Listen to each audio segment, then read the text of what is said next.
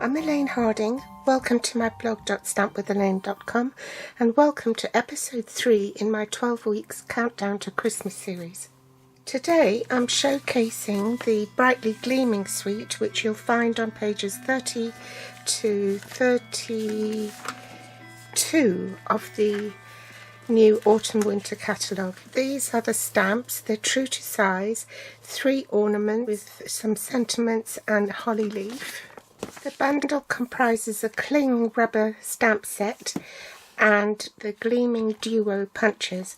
So there's an ornament in a pennant shape and a fatter, rounder, smaller one. We're going to make a variation of this card. I'll show you some other samples as I go along and tell you what I've done with them. In the suite there is a hammered metal 3D embossing folder. I used it on copper foil and it comes out beautifully. These stars are used with the Brightly Gleaming foil elements. There are leaves and little ornaments and stars. I used the Stitch Stars dies on page 10 to die cut a background for the stars. And these are the peacock sequins, I think, from the peacock suite. And I can't remember what element that was from, but because they're copper they just match up beautifully with the card. For this card you don't need to use a whole strip of copper, it's wasteful, so I just cut a 1/4 inch and then put some double-sided tape on the back, and then you just butt it up to the edge of the DSP cut piece, and then you get the effect that it's been mounted on 2 1/4 inch piece of copper foil. This is the ribbon that's part of the suite, so I capitalized on that and used it as my sentiment. To do that I had to cut a little slot in the side of the card so I could tie this ribbon at the bottom. Here are more of the foil elements and the foiled accents in the designer series paper. Now if you're wrapping it round a 10th card like this, just another tip, the words will appear upside down when you open the card, so to counteract that I just put another strip of DSP on top. These are the other elements, the foiled leaves from the accent sheet, foiled accent sheet. There's a little bauble there that I used on here, and you can simply die cut the designer series paper with your ornament punches. There are also these star designer elements in copper that you can put on your card as well. So this one I used stitched shapes framelets for my sentiment. These were all punched out from designer paper. I did that mathematically. This is the reverse side of this piece here. If you cut them 2 inches by 12 inches strip and then cut those, is that 2 inches? Yes. And then 4 inches, then you, out of one strip you'll get 3. Think of how many cards you can make just from the one sheet. If my maths serves me correctly, that would be 18 of this design. If you want to be more generous, you could use a larger sheet. I think this one measures 3 3/4 inches by 5 5/8. So to recap, you can use the designer series paper to punch out your ornaments, or you could use it as a background layer. The star elements, you can die cut a star with a copper foil or with a vanilla cardstock or whatever cardstock you choose, so that you can overlay the copper foil elements on top. You can use the ribbon for your sentiments. Let's crack on with today's project. For our card base we're going to be using very vanilla thick cardstock. This measures 4 1/8 by 11 3/4. In metric that's 10.5 by 29.8 centimeters and folded in half. We need a very vanilla ordinary cardstock to go on top. This measures 5 1/2 by 3 3/4. That's 14 centimeters by 9.5. We're also using the Brightly Gleaming Specialty Designer Series paper for punching out our ornaments. This is copper foiled.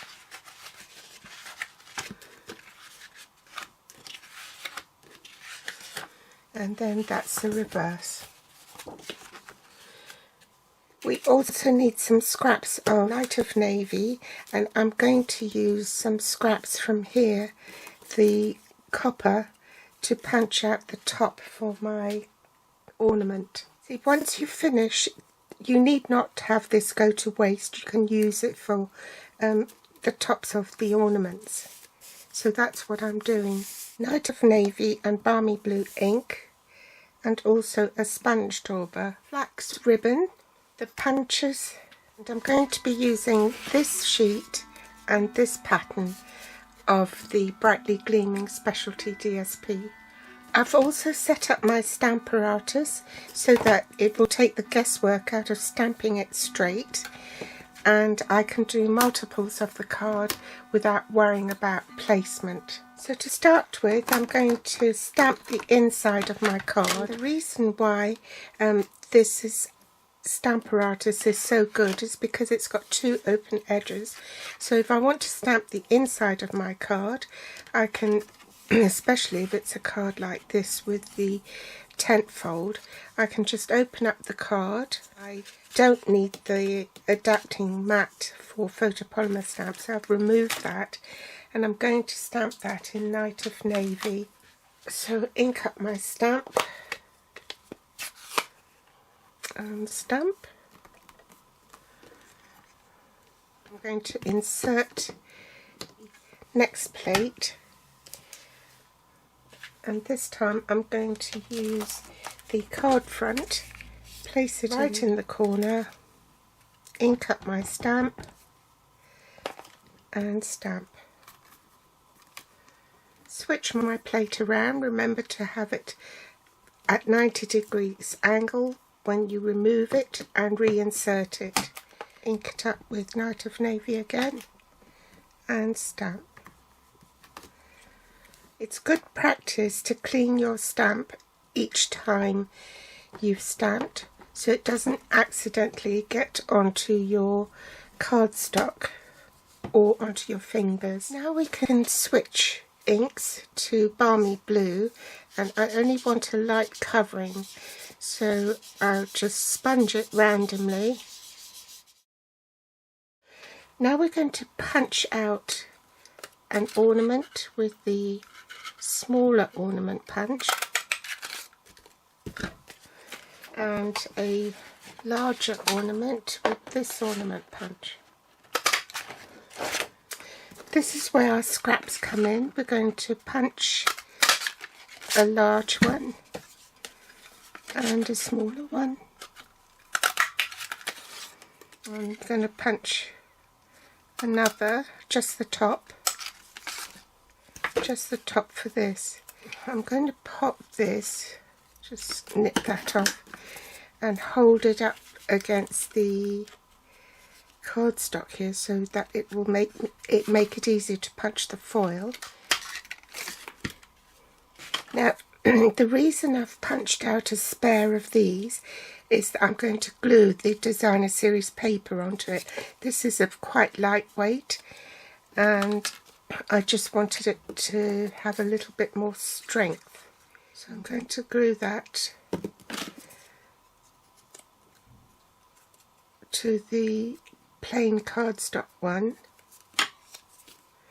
and do the same for the smaller ornament.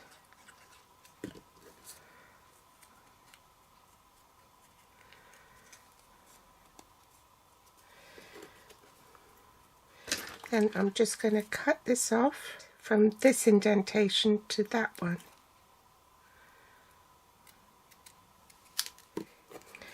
Apply a bit of adhesive to the top.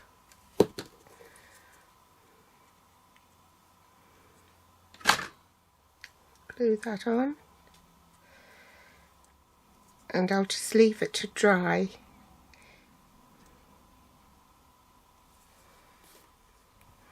Then Do the same for this one. Cut it at the indentation. Apply adhesive onto here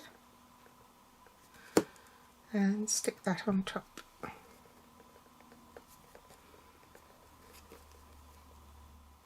And leave that to dry. Take the white flax ribbon and cut off, say, about 6 inches. Just make a little cut on one end and then pull it apart. I'll need 2.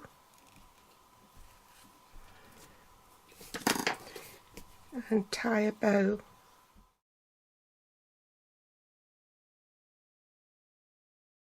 Bring in the glue dots and attach it with a glue dot.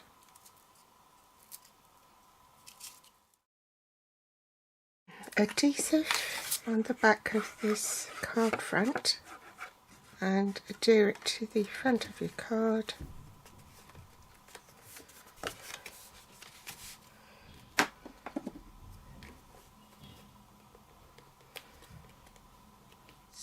Dimensionals on the back and a mini one at the top.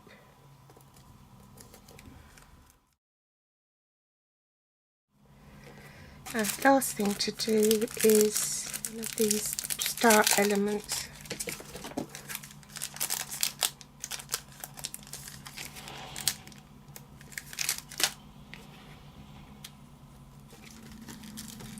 And I'm just going to pop out one of these leaves and grab my glue dots.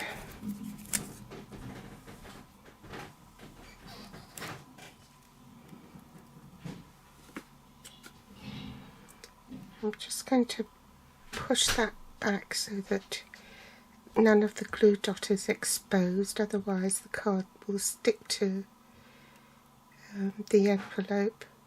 Oh, should have done that before, shouldn't I?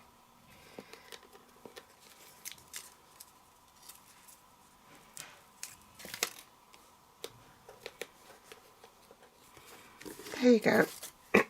To finish, I'll stamp an ornament inside the card because it looks a bit bare.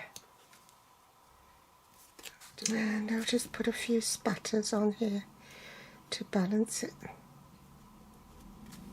So that's the cards finished. I added an extra layer here in case of making mistakes, then you don't ruin the whole card. But to be honest, if you're using the Stamparatus, you can quite safely omit this layer here and just do it directly onto your cardstock. You'll find the links below to my online store in the Show More section below this video. You can also find me on Facebook, Pinterest or Instagram. Thanks for watching. Bye.